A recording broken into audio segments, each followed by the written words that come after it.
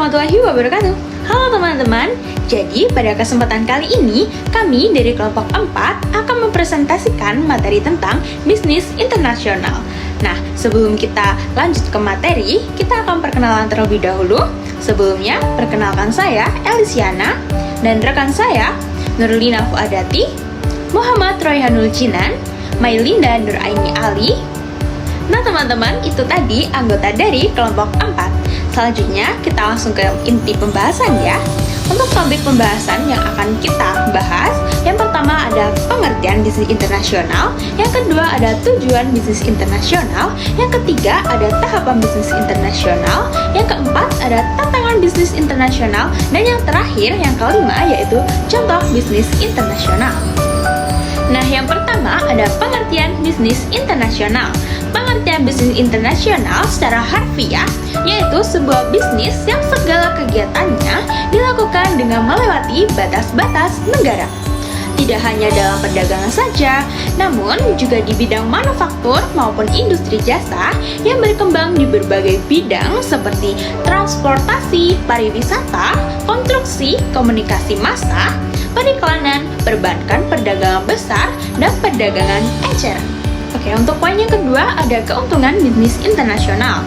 Keuntungan bisnis internasional yang pertama bisa menjalin persahabatan antar negara karena rasa saling membutuhkan satu sama lain. Yang kedua bisa memperoleh barang yang tidak diproduksi di negeri sendiri. Faktor yang memengaruhinya seperti geografi, iklim, tingkat penguasaan iptek, dan lainnya. Saya akan menjelaskan tentang tahapan bisnis internasional. Tahapan bisnis internasional, setiap perusahaan yang akan memulai bisnis internasional pasti akan terlibat atau melibatkan diri dari tahapan dengan resiko bisnis paling ringan sampai ke tahapan resiko kompleks atau tinggi. Secara kronologis, berikut adalah tahapan yang harus dilalui. 1. Ekspor insidentil. Langkah awal suatu perusahaan untuk memulai bisnis internasional adalah dengan ekspor insidentil, di mana mereka akan terlibat dalam aktivitas perkembangan jangkauan pasar produk yang dimilikinya. 2. Ekspor aktif. Kegiatan produksi maupun transaksi akan semakin meningkat dengan banyaknya jenis barang produksi yang dikirim ke luar negeri. Jika sebelumnya perusahaan sangat pasif, maka di tahap ini mereka akan melakukan dengan lebih aktif. Penjualan lisensi. Di tahap ini, produsen yang telah menjual merek atau brand mereka sehingga konsumen dari negara lain yang sudah membeli produk mereka berhak melakukan manajemen terhadap barang yang lisensinya telah mereka beli.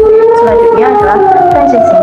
Di tahap ini, pihak produksi tidak hanya menjual isi dagang produk mereka saja, namun juga menyediakan berbagai alat, resep campuran yang digunakan selama proses produksi, cara memproduksi, pengendalian mutu, pengawasan mutu bahan baku, dan hasil produksi telah sesuai dan cara pelayanannya. Selanjutnya, tantangan bisnis internasional. Yang pertama, perbedaan bahasa dan sosial budaya. Bahasa menjadi salah satu faktor yang seringkali berperan menjadi penghambat bisnis internasional, karena bahasa memang menjadi alat komunikasi yang vital baik secara tertulis maupun lisan. Yang kedua, kondisi politik dan undang-undang. Hubungan politik suatu negara dengan negara lainnya menjadi terhambat karena hubungan kedua negara tersebut menjadi terbatas. Undang-undang atau hukum yang diberlakukan oleh suatu negara juga terkadang membatasi hubungan bisnis internasional. Ketiga, tarif bea cukai dan batasan perdagangan. Tarif bea cukai di sini merupakan pajak yang diberlakukan untuk barang yang diperdagangkan, baik ekspor maupun impor. 4. Hambatan dari segi operasional. Hambatan terakhir yang membatasi bisnis atau perdagangan internasional ini adalah dari segi operasional. Hal ini meliputi transportasi atau pengangkutan dari barang perdagangan dari satu negara ke negara lainnya. Kemudian ada poin nomor 5 atau yang terakhir, yaitu contoh bisnis internasional. Contoh bisnis internasional yang kelompok kami ambil yaitu ada kegiatan ekspor dan impor. Kegiatan ekspor merupakan salah satu kegiatan yang sering dilakukan oleh Indonesia. Salah satu contohnya yaitu ekspor sumber daya alam seperti lobster dan sebagainya. Selain ekspor yang dilakukan pemerintah, ekspor juga dapat dilakukan oleh perusahaan swasta maupun perusahaan mikro. Contohnya adalah ekspor baju dengan motif maupun desain khusus yang dibuat oleh lokal. Kemudian ada kegiatan impor. yaitu negara membeli suatu barang maupun jasa dari negara lain. Indonesia juga tak jarang melakukan impor untuk dapat memenuhi kebutuhan penduduknya. Walaupun hal ini terkadang masih menjadi pro dan kontra. Karena Indonesia sering melakukan impor bahan pangan seperti buah-buahan hingga beras.